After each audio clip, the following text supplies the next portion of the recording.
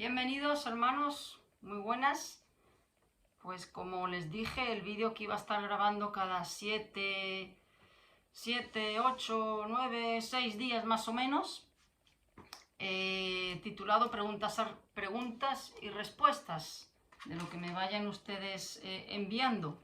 Lo que sí le iba a agradecer, por favor, es que cuando una persona tenga varias preguntas, me las envíe agrupadas, todas las preguntas en un mismo mensaje, porque así me es más fácil a la hora de agruparlas, ¿de acuerdo? Pues sin más dilación, a ver si no es tan extenso y lo consigo hacer más cortito. Pues la primera pregunta es la siguiente. Me preguntaba una persona sobre el texto de Ezequiel, capítulo 18, versículo 19, que cómo se compagina o cómo encaja, porque aparentemente parece ser que contradice con el de Éxodo, capítulo 20, versículos 5 y 6. Bueno, ¿qué dice el de Ezequiel 18, 19? Dice lo siguiente. 18, 19, dice: y si dijereis, ¿por qué el hijo no llevará el pecado de su padre? Porque el hijo hizo según el derecho y la justicia, guardó todos mis estatutos y los cumplió, de cierto vivirá. Lo voy a ampliar con el 20, que dice: el alma que pecare, el singular, el alma que pecare, esa morirá. Y ahora hago énfasis en esto, porque se trata de esto. El hijo no llevará el pecado del padre, ni el padre llevará el pecado del hijo. La justicia del justo será sobre él, y la impiedad del impío será sobre él. Aquí deja bien claro que cada uno es responsable exclusivamente de su pecado. El hijo no va a dar cuentas por el pecado del padre, ni el padre va a dar cuentas por el pecado del hijo. Cada criatura es únicamente responsable de sus propios pecados, solamente. En el día del juicio no va a haber nadie que pueda decir: pero me incitaron, pero me provocaron, pero fue por estas circunstancias, pero no. Uno carga únicamente con su propio pecado, solamente. Ahí no hay sacos ajenos a la espalda. Eso es lo que quiere decir ese texto de Ezequiel. ¿Y por qué choca ahora con lo que dice Éxodo, capítulo 20, versículos 5 y 10? 5 y 6, perdón, dice, cuando está dando los 10 mandamientos. No te inclinarás a ellas, ni las honrarás, porque yo soy Jehová tu Dios, fuerte, celoso, que visito la maldad de los padres sobre los hijos, hasta la tercera y cuarta generación de los que me aborrecen. Y hago misericordia a millares, a los que me aman y guardan mis mandamientos. Bueno, y esta persona me preguntaba, bueno, pero Ezequiel, cada uno, el padre no paga por el hijo, ni el hijo paga por los pecados del padre, pero sin embargo aquí en Éxodo los hijos sí pagan por los pecados de los padres. Es distinto, no se refiere a eso. En Ezequiel 18 y 19 se ve bien claro que Dios deja de manifiesto que cada criatura es únicamente responsable por sus propios pecados, nada más. Nadie le va a poder echar la culpa a su padre, a su madre, a su hijo o a su hija. Ahora bien, lo de Éxodo es distinto. Lo de Éxodo quiere decir, está enfocado en el sentido de que los hijos pagan muchas veces las consecuencias. No es que sean culpables de los pecados de los padres, no son culpables, pero sí pagan las consecuencias de los pecados de los padres. Como por ejemplo, a ver, yo recuerdo un caso conocido en nuestro entorno, donde de unos amigos donde el marido, pues, creo que fue en un viaje de trabajo, estaba de viaje y se acostó con una prostituta y contrajo SIDA. Tenían 3 niños. Bueno, pues cuando volvió a su casa y al acostarse con su mujer, la mujer contrajo SIDA, él murió y ella murió. Esos 3 niños se quedaron huérfanos.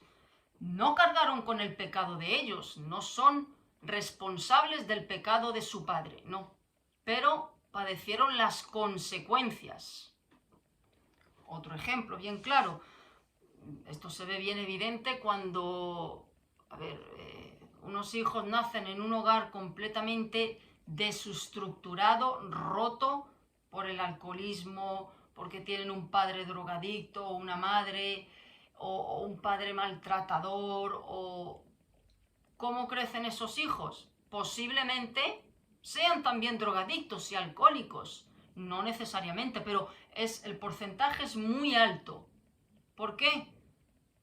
Pagan las consecuencias de los malos actos de sus padres. Las consecuencias, que no es lo mismo que ser responsables del pecado de sus padres. Es distinto. Dios castiga muchas veces. Castiga. O sea, castiga a los padres, pero las consecuencias las pagan los hijos.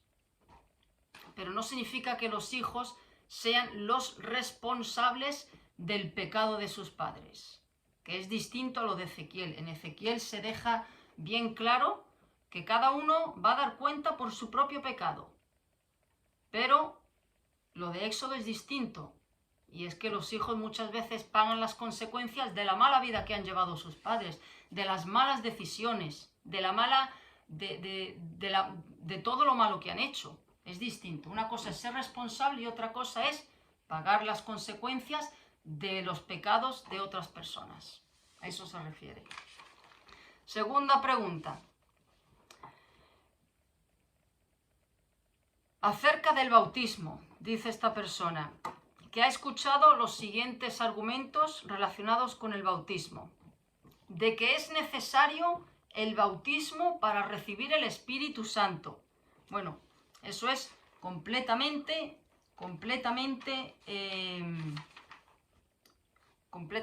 equivocado. ¿Cuándo se recibe el Espíritu Santo? El Espíritu Santo se recibe en el mismo instante en el que una persona nace de nuevo, se arrepiente de sus pecados y recibe a Cristo como su Señor y Salvador. En ese mismo momento, el Espíritu Santo entra en el corazón, en el alma de ese creyente.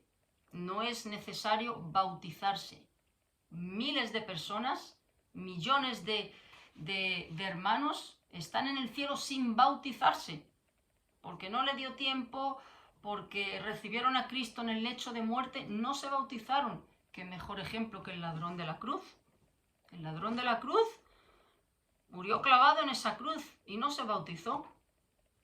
Y está con el Señor. El mismo Jesús le dijo, hoy estarás conmigo. No es necesario bautizarse para recibir el Espíritu Santo. El Espíritu Santo entra en el momento en el que una persona nace de nuevo. Y dice también esta persona que ha oído que sin bautismo no hay salvación. Esto suena ya hasta católico. Porque ¿qué es lo que nos salva? ¿Un rito? ¿Un rito? Porque eso es el bautismo, un rito. Lo que nos salva es la obra de Cristo en la cruz. Bueno, si esto fuese así, el ladrón de la cruz, lo que le dijo Cristo era una mentira, entonces estaría condenado. Ahora bien, ¿qué es el bautismo? ¿Qué es el bautismo? Bueno, hay millones de hermanos en el cielo, que no fueron bautizados en la tierra. No les dio tiempo por miles de motivos puede haber. Bueno, pues el bautismo no tiene ningún poder para nada. El bautismo ni perdona pecados, ni te hace más santo, ni te acerca más a Dios, ni es indispensable para la salvación. No, el bautismo no tiene ningún poder. ¿Qué es el bautismo? Bueno, el bautismo es una manifestación pública de tu verdadero arrepentimiento, de tu verdadera fe en Cristo. Eso es el bautismo, no tiene nada más, no tiene nada más. Yo tardé muchísimos años en bautizarme, pero muchísimos años. La persona tiene que ser, y hay que estar, cuando una persona va a bautizarse, tiene que estar segura de su salvación, no puede ir con dudas. Tiene que estar segura de que verdaderamente ha nacido de nuevo. Es una manifestación pública ante los demás, digamos, de decir, yo he creído en Jesucristo como mi Señor, mi Salvador. Él me ha limpiado y me ha lavado con su sangre, con esa sangre que Él derramó en la cruz, y yo quiero que esto sea de testimonio. Esto es lo que yo creo y ahora soy una nueva criatura en Cristo. Ahora emprendo un nuevo caminar con Él. Eso es el bautismo, un testimonio público, en resumidas cuentas. Pero no tiene absolutamente ningún poder. Otra pregunta. La Trinidad. La Trinidad. Y dice lo siguiente, esta persona que pregunta, la Trinidad. Dice que ¿qué es la Trinidad? ¿Qué es la Trinidad? Bueno, la Trinidad es Dios Padre. Dios Padre elige. Dios Padre escoge para salvación. El Hijo hace la obra de redención. El Hijo salva. Y el Espíritu Santo sella al creyente para siempre. Es un Dios en tres personas. No me pidan que le explique nada más porque es un misterio. Es un absoluto misterio, pero es el mismo Dios. Es el mismo Dios, solo que cada uno cumple, por así decirlo, una función distinta, pero es el mismo Dios. El mismo Dios. ¿Qué le dijo Cristo? ¿Qué le dijo Cristo a los apóstoles? Os enviaré al Consolador. Pondré mi espíritu dentro de vosotros. Mi espíritu dentro de vosotros. Es la misma persona, solo que cada uno cumple una función. Podría explicarlo, no sé si de esta manera más sencillo. Por ejemplo, no sé, una persona, un hombre, ¿no? Está casado y tiene hijos, ¿no? Ese hombre es marido, es hijo y es padre. Pero es la misma persona, ¿no? Es la misma persona, pero la relación que tiene con sus hijos no es la misma que tiene con su mujer, ni que tiene con su madre, ¿no? Pero es la misma persona. Eso es la Trinidad, pero es el mismo Dios.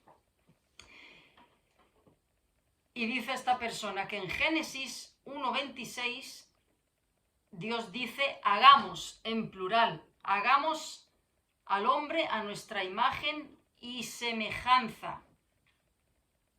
Evidentemente, ahí está el misterio de la Trinidad. Esto lo leen los judíos y tienen, pues lo que dice la Biblia, un velo en los ojos. Y de ahí han sacado tantas cosas como que le estaba hablando a los ángeles, porque niegan que Dios pueda tener un hijo. Pero ese es el misterio de la Trinidad. Ahí se ve en Génesis 1:26 bien claro. Pero hermanos, no tiene más vuelta de ojos, no es vuelta de hoja, es un misterio, pero es el mismo Dios en tres personas. Pero tengan esto claro, que el Padre, desde antes de la fundación del mundo, elige. El Hijo salva, hace la obra de redención, derrama su sangre en la cruz para salvar. Y el Espíritu Santo sella cuando ese creyente nace de nuevo. ¿Más preguntas sobre la Trinidad? Pues en el cielo tendrán que preguntársela al Señor, porque no puedo hablar de algo que es un misterio, pero es el mismo Dios. Es el mismo Dios. Otra pregunta. Pregunta una persona aquí y dice lo siguiente. Lo voy a leer. Lo voy a ir leyendo. Dice, hablando del buenismo, yo en muchas ocasiones he empleado ese término, el buenismo. El buenismo es pues todo el que se cree que es buena persona. la doctrina de hoy en día, de todo el mundo en la calle. Dice,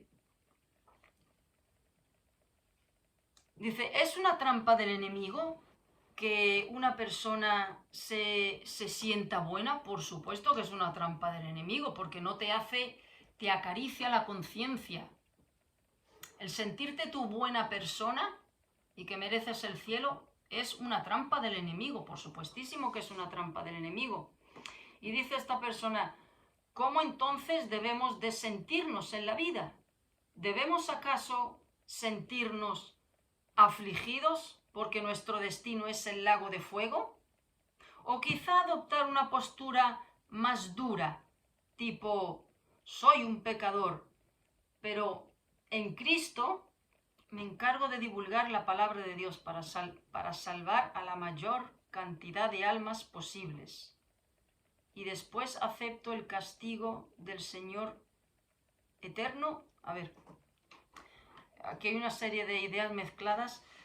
En primer lugar, nosotros no salvamos absolutamente a nadie.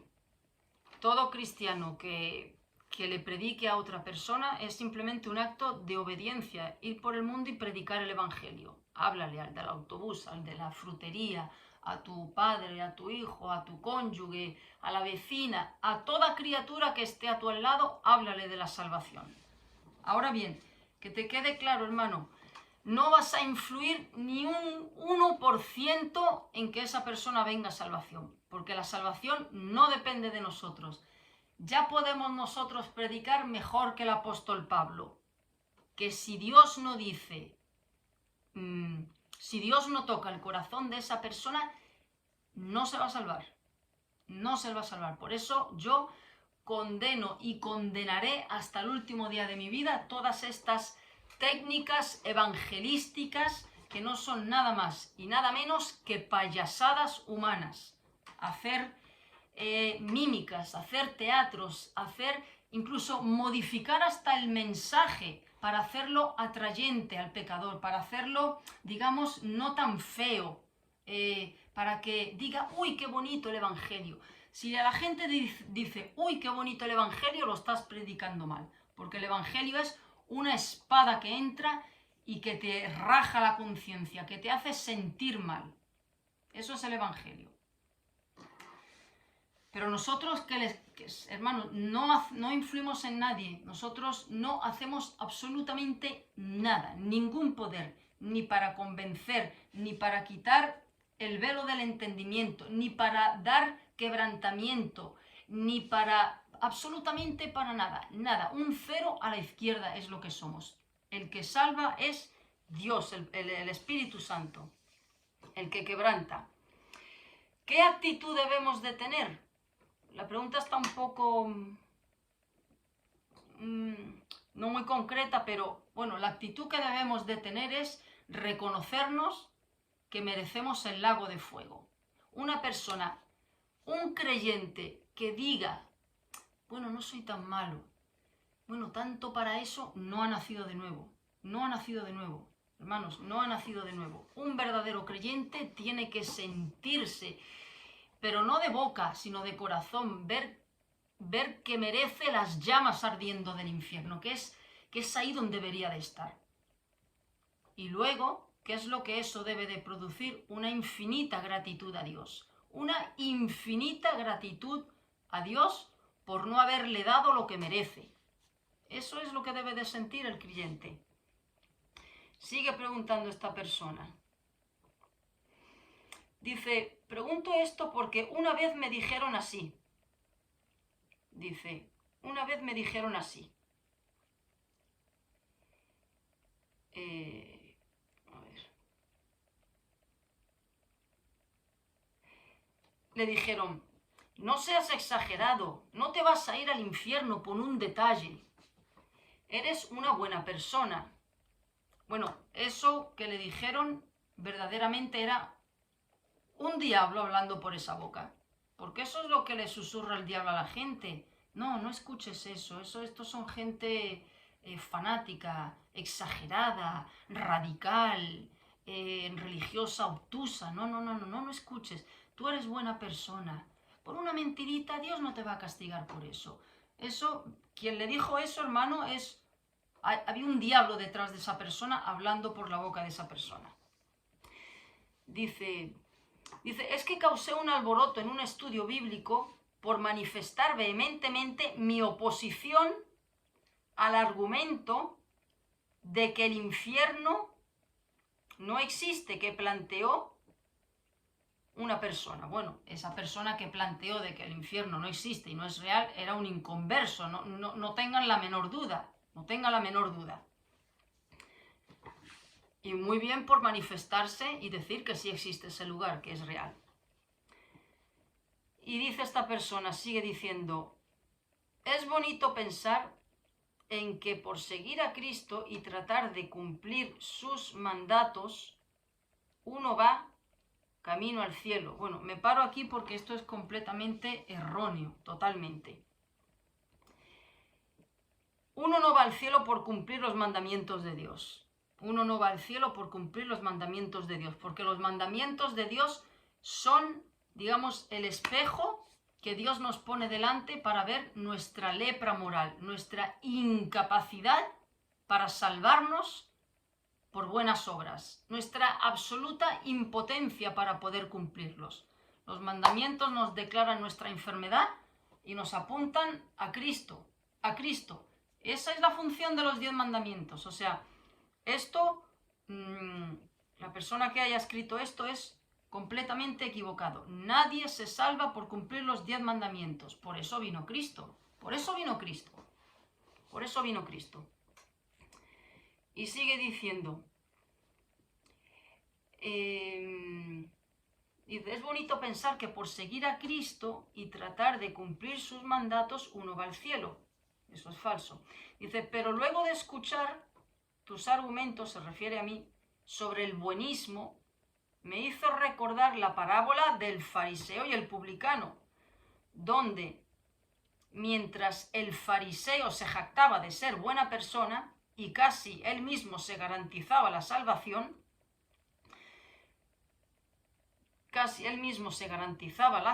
en realidad se iba al infierno.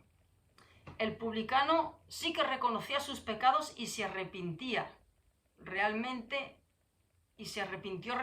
era quien fue verdaderamente perdonado. Y dice, entonces es por eso que surge una pregunta, ¿cómo debo de sentirme? O quizá lo más adecuado sea no asumir que uno ya tiene su lugar seguro en el cielo o en el infierno. Bueno, voy a resumirlo. La parábola del rico, del publicano y el fariseo, pues es, lo ha dicho aquí muy claramente, todo el que se cree buena persona, religioso, esto lo digo siempre en la calle, siempre, todo el que se crea buena persona, religioso, moral, decente, que cumple, que guarda los 10 mandamientos, que es todo mentira, pero bueno, eso es lo que dice la gente. Todo el que se sienta así tiene la espada de Damocles sobre su cabeza, la ira de Dios sobre él. Todo aquel que se sienta como este publicano, merecedor del infierno, un inmundo, miserable y malvado pecador, y le pida misericordia a Dios, a ese es al que Dios salva. De ese es del que Dios tiene misericordia y le da entendimiento, le da arrepentimiento, le da quebrantamiento, le regala el don de la fe, le regala la salvación. A ese es al que Dios le da la salvación, al que se humilla, al pobre en espíritu. Ese publicano era pobre en espíritu. El sermón de las bienaventuranzas, ¿qué significa ser pobre en espíritu? Pobre en espíritu es saber que no tienes manera alguna de cómo ganarte el favor de Dios, que no hay nada que le puedas ofrecer a Dios que Dios pueda decir, me agrada esto lo recibo, lo tengo en cuenta. Es un indigente espiritual, uno que se declara en bancarrota para poder entrar en el cielo. Esos son los pobres en espíritu, pues a esos son a los que Dios salva. ¿Que cómo hay que sentirse? Bueno, hay que sentirse un depravado pecador, merecedor del infierno, y luego con un corazón lleno de una infinita gratitud por haber recibido ese indulto que ni teniendo 10 billones de vidas podríamos ganarnos el favor de Dios. Una gratitud infinita por ese regalo infinito que no merecíamos. Ese es el sentir que hay que tener. Ese es el sentir. Luego, otra pregunta que dice, ¿tenemos una parte en nosotros de poder crear cosas, del poder creador de Dios? No. El único que tiene poder para crear todas las cosas es Dios. El ser humano no crea nada. Incluso Lucifer tampoco crea. Lucifer copia a Dios, pero él no tiene poder para crear absolutamente nada. Nada de nada de nada. Y eso que es un querubín, después de Dios va él. Él no tiene ningún poder para crear. Él imita a Dios. Él coge lo mismo de Dios, lo imita, pero lo imita en lo malo. Pero él no puede crear, mucho menos nosotros. Dice esta persona, ¿de verdad tenemos una parte del ilimitado poder creador de Dios? No, lo acabo de decir.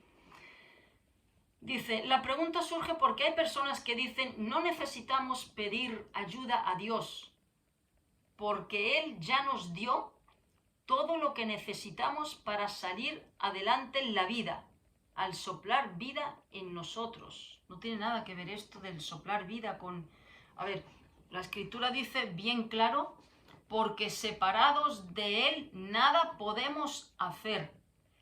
Dios lo que quiere de nosotros precisamente es una dependencia genuina de Él. Una dependencia para todo, hermanos. Para luchar contra el pecado. Para aparcar el coche y encontrar una plaza. Para la hora de coger un avión. Para la hora de saber escoger un trabajo. Una dependencia. Eso es lo que quiere Dios. Que dependamos de Él en todo. Por eso, esto es luciferino, quien haya dicho eso de que no necesitamos nada de Él. Que Él ya nos ha dado, Él ya nos lo dio todo para salir adelante en la vida. Al soplar vida en nosotros. Bueno, ¿qué tiene que ver que Dios nos haya dado la vida para que no lo necesitemos? No tiene nada que ver. No tiene absolutamente nada que ver. Ahí está el versículo. Separados de Él, nada podemos hacer. En Filipenses, todo lo puedo en Cristo, que me fortalece. Que me fortalece. ¿Qué es lo que crea esa dependencia con Él? El que dependamos de Él. Humilla nuestro corazón.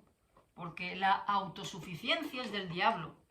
Este discurso tan humanista que hay hoy en día de ensalzar al ser humano, ponerlo por alto, tú eres capaz, ámate a ti mismo, eso es luciferino,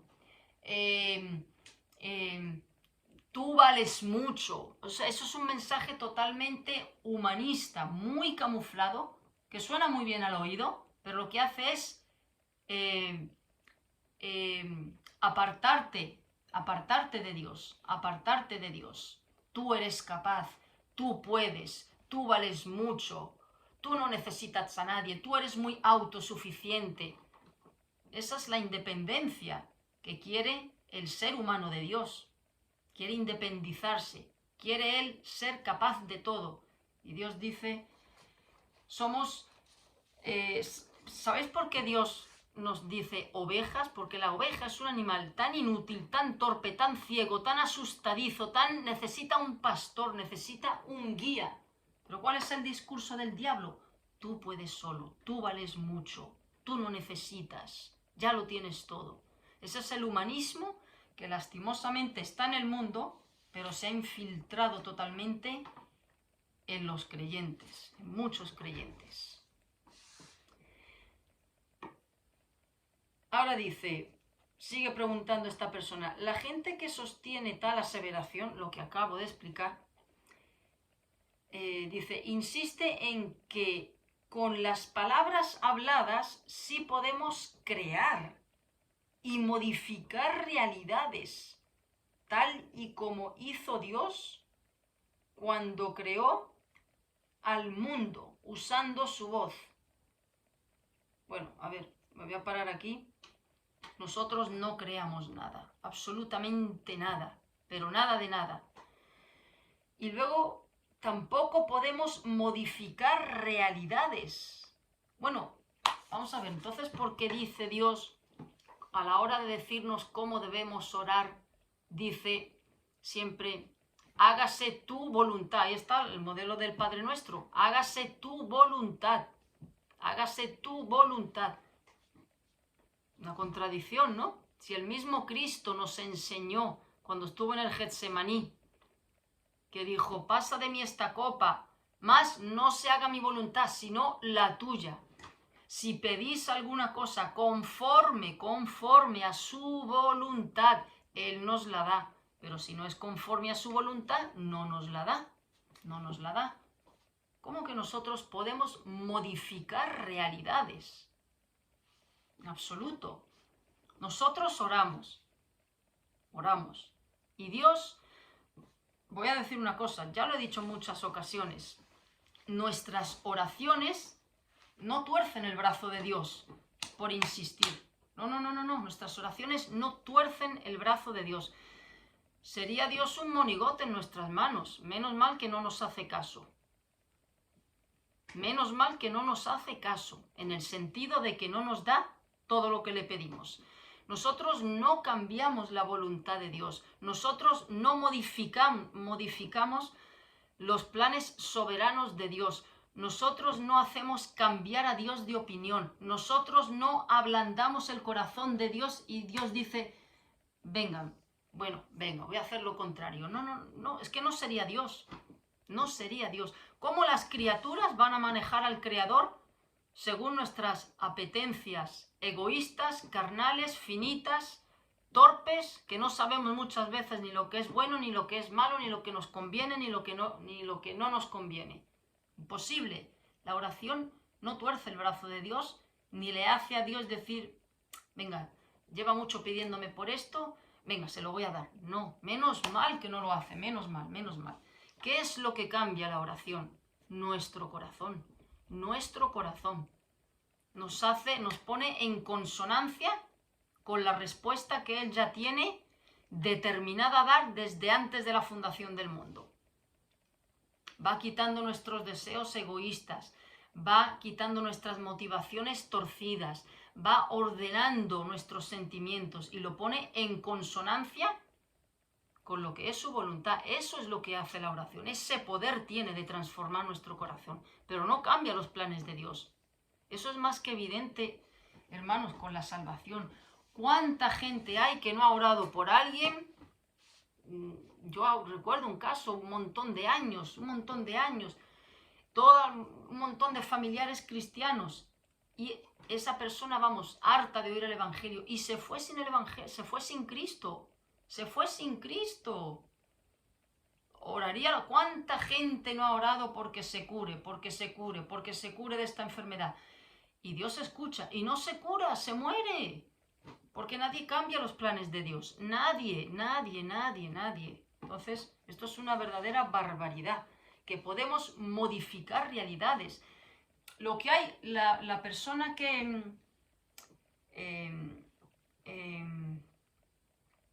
ha dicho estas cosas, no es la persona que escribe, sino lo que ha oído. No es esta persona, lo que ha oído por ahí, verdaderamente son palabras, una doctrina demoníaca lo que hay detrás de esto. De hecho, verdaderamente no viene de gente cristiana esto. Dice, resaltan mucho y Dios dijo que haya luz, cielos, tierra seca, etcétera, etcétera. Pero el que crea es Dios. Yo creo que sobran que de argumentos. Nadie puede crear nada. Dios es creador y Él creó todo. ¿O tengo yo poder para decir, a ver, enfrente de mi casa, que ahora tengo mucha fe, que salga un platanero, porque me apetecen plátanos? Es que es ese disparate lo que pone aquí. Dice, entre esas personas, algunos se atreven a tachar de irresponsables a quienes buscan a Dios para que les para que les ayude en alguna tarea. Bueno, Dios dice que separados de Él nada podemos hacer, con eso lo respondo.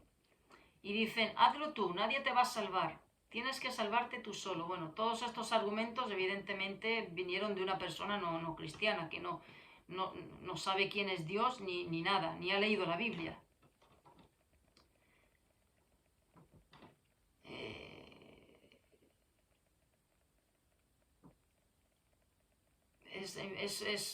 No sé de dónde ha salido estas cosas, de quién...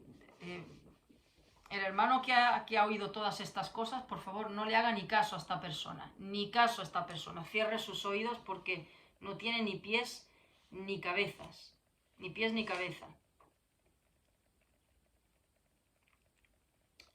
¿Será verdadero que tenemos a escala una partecita del poder creador de Dios? En absoluto.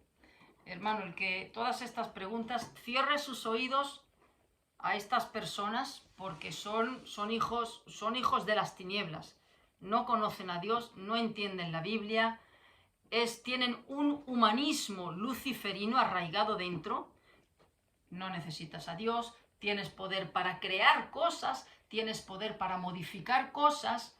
Esto es un lenguaje, no me extiendo más, salido verdaderamente del padre de las mentiras.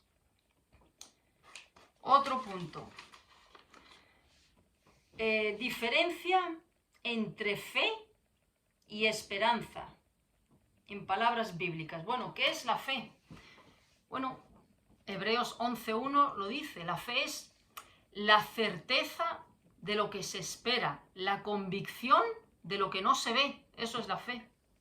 La definición la dice Dios. Hebreos 11:1. ¿Qué es la esperanza? Bueno, la esperanza es Cristo, ya está. La esperanza es Cristo. Por eso yo digo siempre que Dios está en el infierno. Dios está en el infierno, sí. Dios está derramando su ira y su furia en el infierno sobre las almas que rechazaron a Cristo. Pero no está Cristo, porque Cristo es la esperanza. Esa es la diferencia. ¿Qué es la esperanza? La esperanza es Cristo, esa es nuestra esperanza. ¿Qué es la fe? La certeza de lo que se espera, la convicción de lo que no se ve, porque el que ha prometido eso es imposible que mienta. Imposible.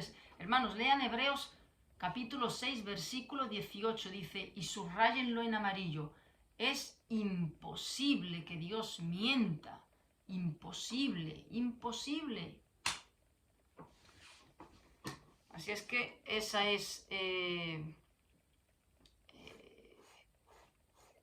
la diferencia.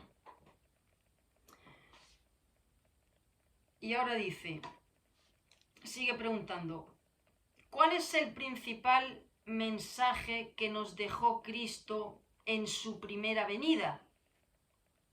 Hay pastores y predicadores que dicen perdón y arrepentimiento. ¿Correcto? Correcto. Otros dicen que amor y paz. Otros que prosperidad. Y según ellos, Jesús habló mucho de dinero. ¿Tú qué piensas?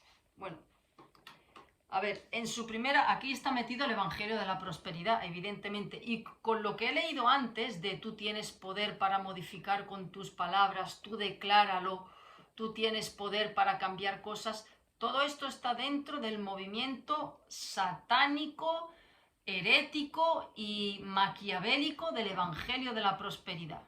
¿Qué es el Evangelio de la Prosperidad? Dios quiere darte aquí,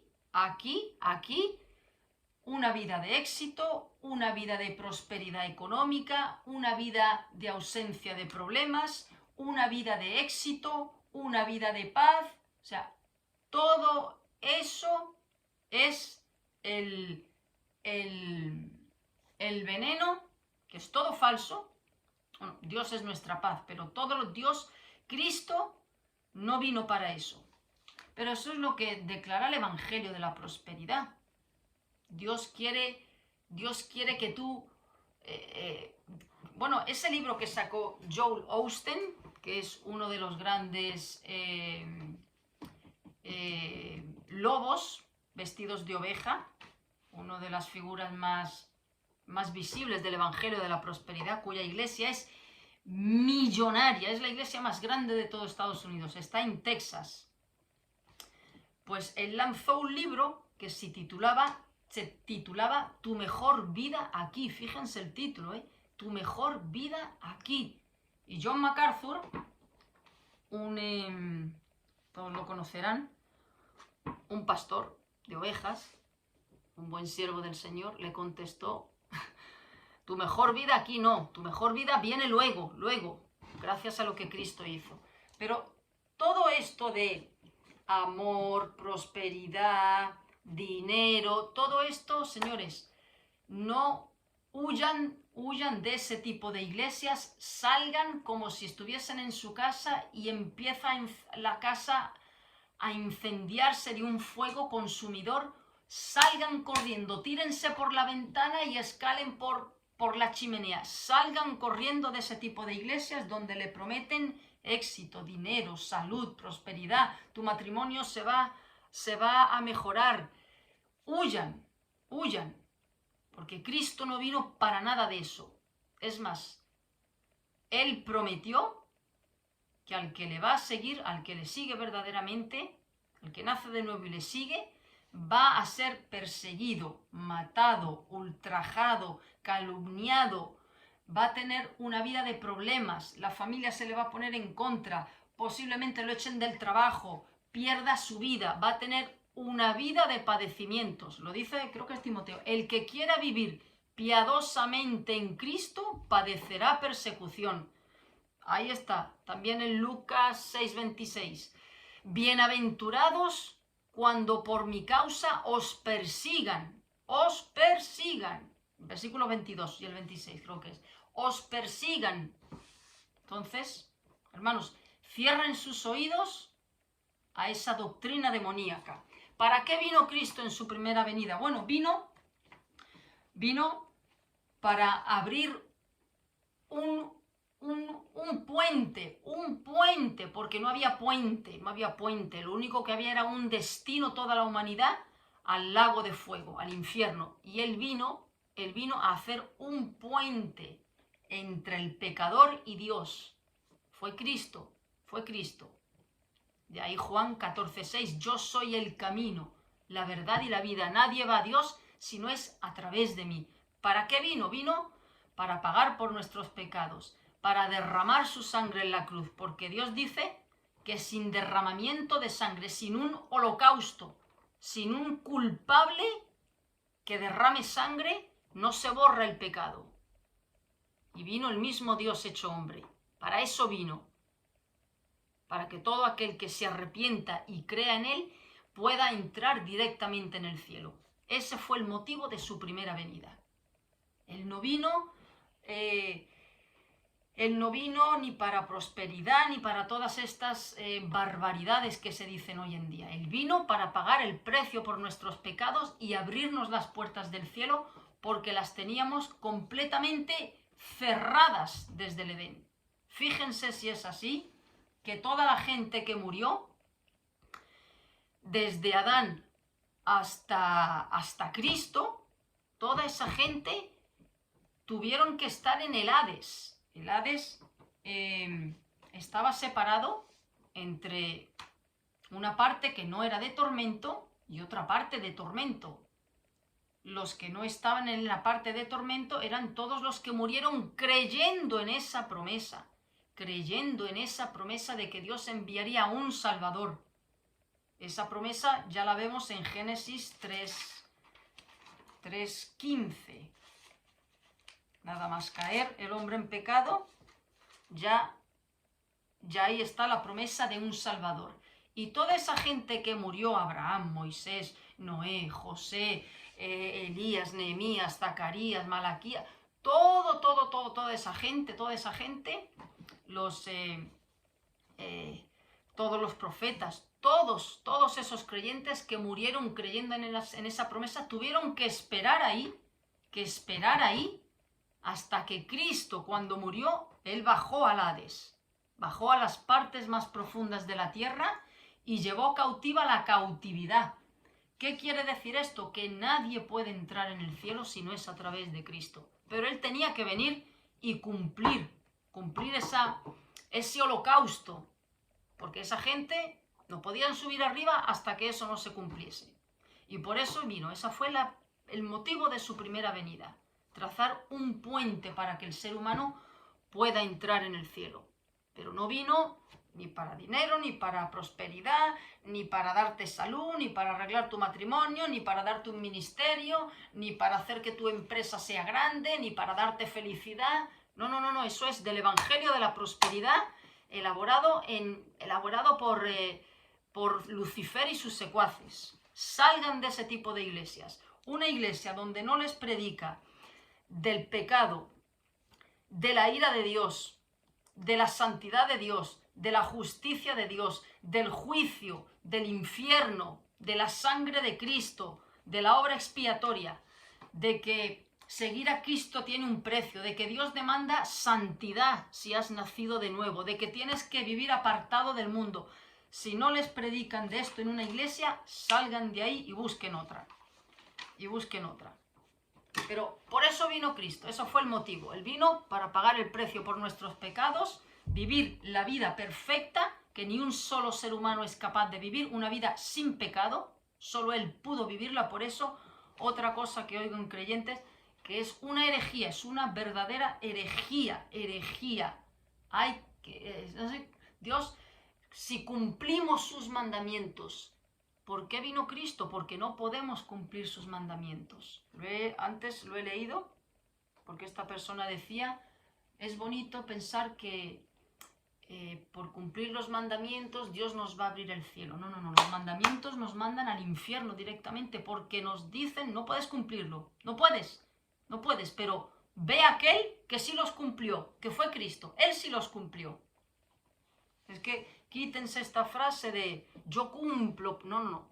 Nadie cumple los 10 mandamientos. Aunque incluso habiendo nacido de nuevo, fracasamos diariamente. Entonces, ese fue el motivo de su primera venida. Va a venir una segunda vez, pero ya no va a venir como cordero por el pecado, en expiación. No, va a venir como león rugiente para poner fin a la maldad, fin al pecado, y establecer aquí en la tierra cielo nuevo y tierra nueva con aquellos que le recibieron como su Señor y Salvador. Y ya la última pregunta dice,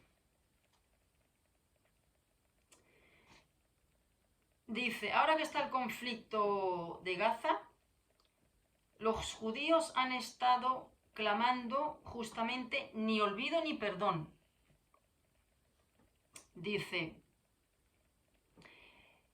esta persona, yo les comenté a los judíos por una red social que deberían considerar en unos años conceder el perdón a los palestinos. No porque lo merezcan, sino para que ustedes judíos sean libres de amargura. Bueno, el perdón no hay que concederlo dentro de unos años. El perdón hay que concederlo en el instante. Y no solo se aplica a judíos y palestinos, en cualquier relación y con cualquier ser humano. No solo es a judíos y palestinos.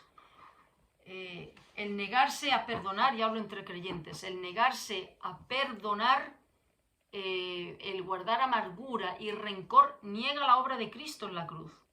Es que niega la obra de Cristo en la cruz, porque nosotros hemos sido perdonados de una deuda infinita. Una deuda infinita que no podíamos pagar. Entonces, el negar el perdón a esa persona es... ahí está la parábola de los dos deudores. Le perdonó una deuda enorme y el otro, cuando vio al otro hermano suyo, a otro amigo, no le perdonó una deuda muy pequeñita. Ahí está esa parábola. O sea que el perdón debe de ser en el momento, en el momento, en el momento. Y el perdón implica varias cosas. El perdón implica no sacar el pasado de nuevo, no hablar de ello, o sea, no sacar a relucir los errores, y es incondicional, sin condiciones. Te perdono si esto, te perdono si lo otro. No, no, no, no. Nosotros tenemos que perdonar así como Cristo nos ha perdonado. Exactamente igual, exactamente igual. Efesios lo dice bien claro. Efesios 4:32. Antes, sed benignos unos con otros, misericordiosos, perdonándoos unos a otros, como Dios también os perdonó a vosotros en Cristo.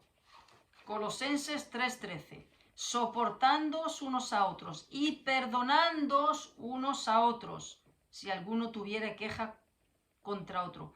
De la manera que Cristo os perdonó, así también hacedlo vosotros. De la manera que Cristo os perdonó. ¿Cómo nos perdonó Cristo? Sin condiciones. No saca el pasado.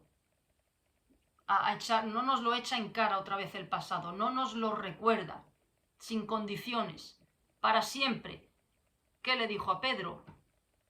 No te digo 7, sino hasta 70 veces 7.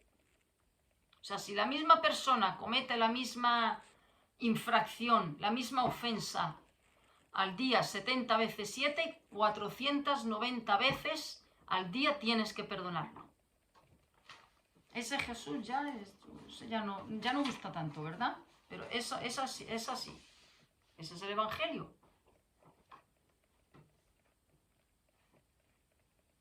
Dice, mi comentario fue un tanto ignorado, pero uno de ellos sí respondió diciendo más o menos así. Es demasiado pronto para discutir si los terroristas merecen ser perdonados. Es demasiado pronto para discutir si los terroristas merecen ser perdonados. Bueno, ¿y qué pasa? Que los terroristas, el pecado que cometieron los terroristas el 7 de octubre es más grave que tus mentiras.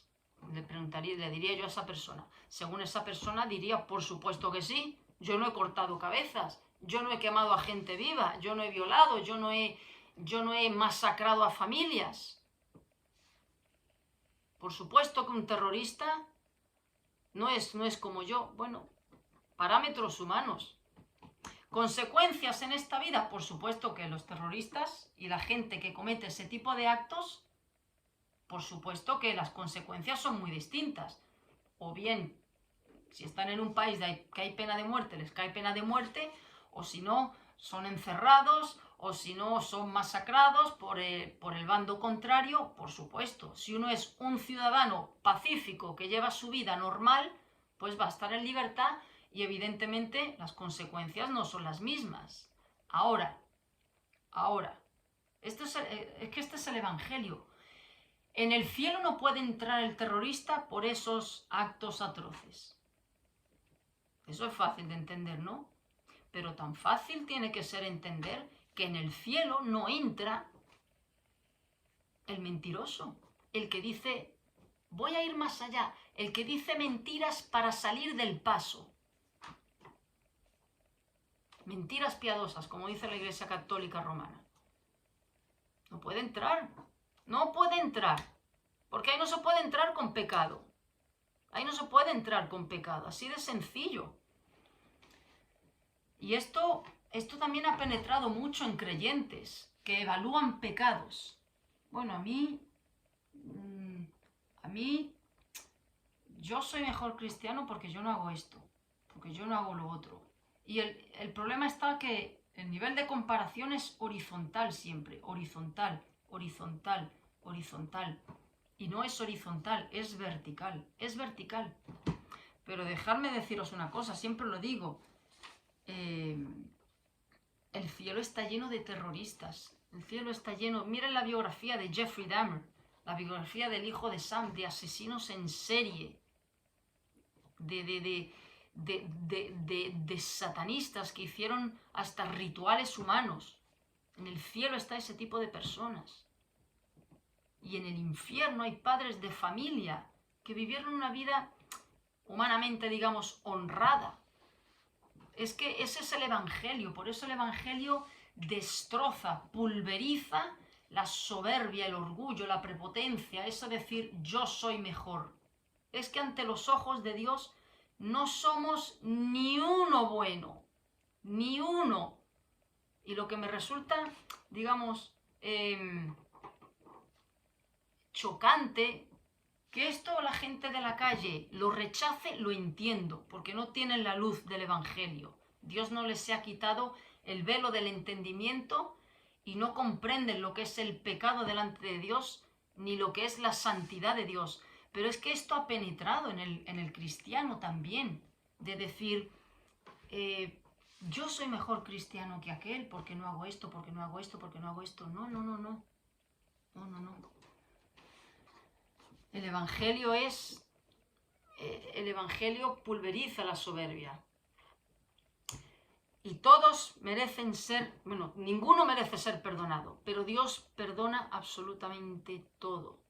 Si Hitler, posiblemente uno de los personajes más odiados de la historia humana, si Hitler en el lecho de muerte, en el búnker, ese 20 de abril del 45, hubiese pedido perdón a Dios, se hubiese arrepentido de corazón y lo hubiese recibido como su Señor y Salvador, Hitler estaría en el cielo, señores. Claro que sí, porque la Biblia lo dice, que su gracia lo cubre todo. Donde abundó el pecado, sobreabundó la gracia. No hay pecado horrible y espantoso, ni numeroso que Cristo no pueda limpiar. Ese es el poder de la sangre de Cristo. Hitler estaría en el cielo, Mussolini, Pol Pot, gente del ISIS, señores, hay gente del ISIS que se ha convertido, gente que ha cortado cabezas, se han convertido a Cristo y van al cielo. Si ese arrepentimiento es genuino, lo han recibido en su corazón, el hijo del fundador de Hamas se convirtió. Eso es una bofetada, pero a la soberbia, a aquellos que dicen, yo no soy tan malo. ¿Por qué Cristo dejó la parábola del fariseo y el publicano? Es el perfecto ejemplo. Y el infierno está lleno de gente, de madres abnegadas, de padres trabajadores, de hijos buenos, de gente que hizo obras, de monjitas que se fueron a Angola y dedicaron su vida a los pobres. El infierno está lleno de ese tipo de gente también. Fijaros, esto, el corazón humano y el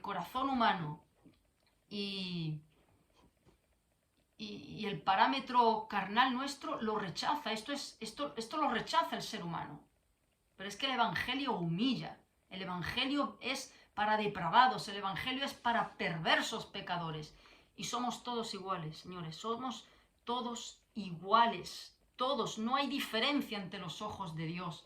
Por eso esto de compararse, yo mejor, tú peor, yo así, comparémonos con Dios y estamos fundidos todos, fundidos.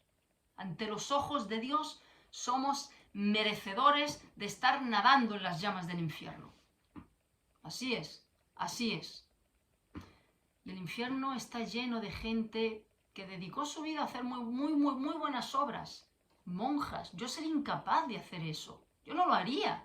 De irme a Mozambique, de irme a Angola, de irme a Mauritania y pasarme allí 60 años cuidando a gente, renunciando. Hay gente que ha hecho eso, pero eso no les abre las puertas del cielo. No sirve para nada. Esa gente cuando se mueran, si mueren sin Cristo, sin la gracia, y vean una vida entera de esfuerzo y no ha servido para nada. Eso tiene que ser horrible, horrible.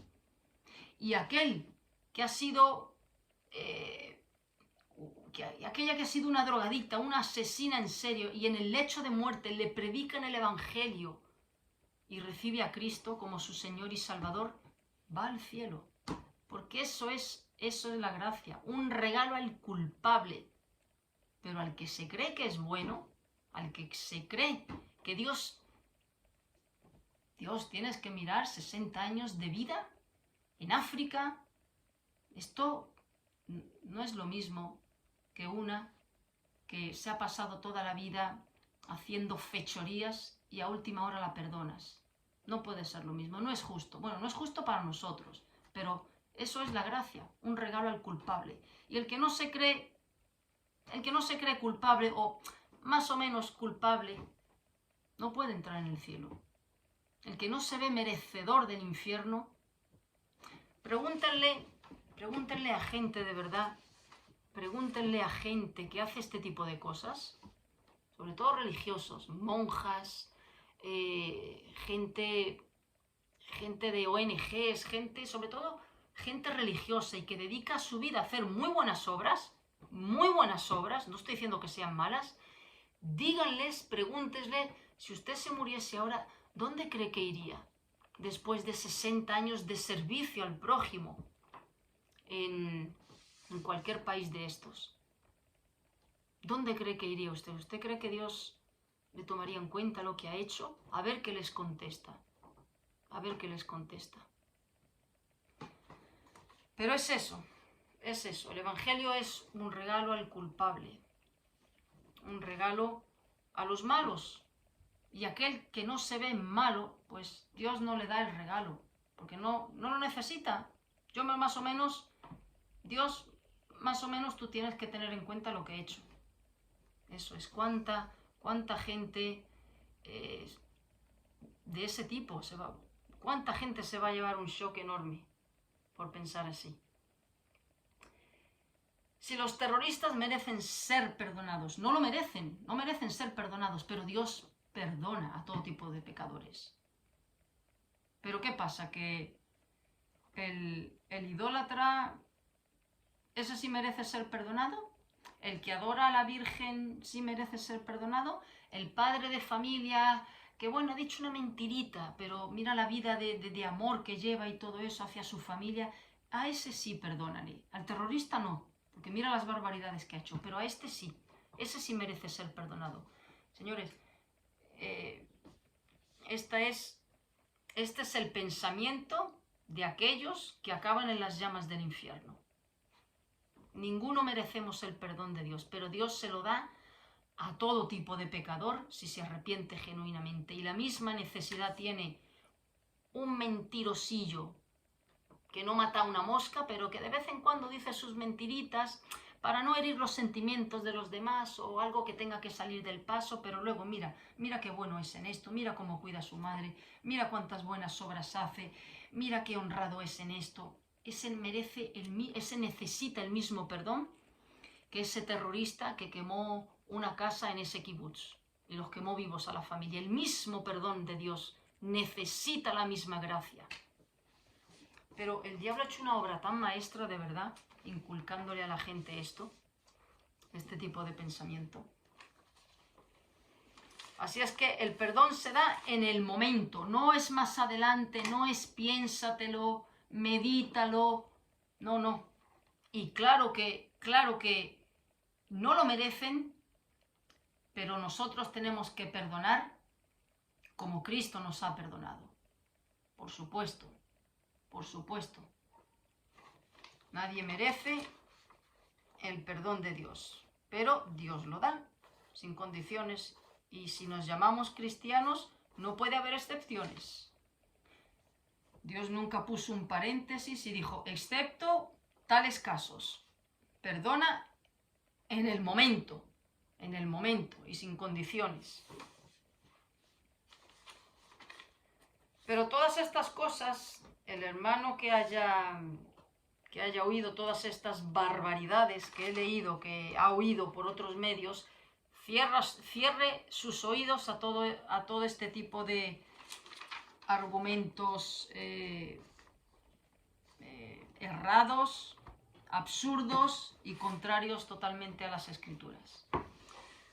Bueno, pues ya está, pues síganme enviando y por favor, si lo vuelvo a decir, envíenmelo una persona si tiene 20 preguntas o 5 en un solo escrito. 1, 2, 3, 4.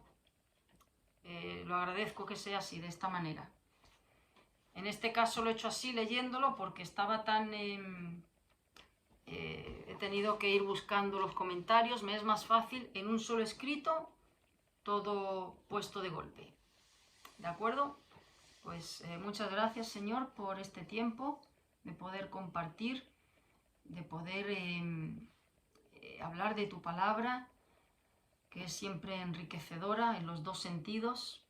Te pido, Señor, que nos des a todos sabiduría, ilumines nuestras mentes, nos des capacidad, discernimiento, y que todo lo que llegue a nuestros oídos, Señor, lo filtremos con la ayuda de tu Espíritu. Siempre lo comparemos, como hacían los de Berea, lo comparemos con lo que dices en tu palabra. Y si no es lo mismo, si no se ajusta a lo que tú dices, danos sabiduría para desecharlo, Señor.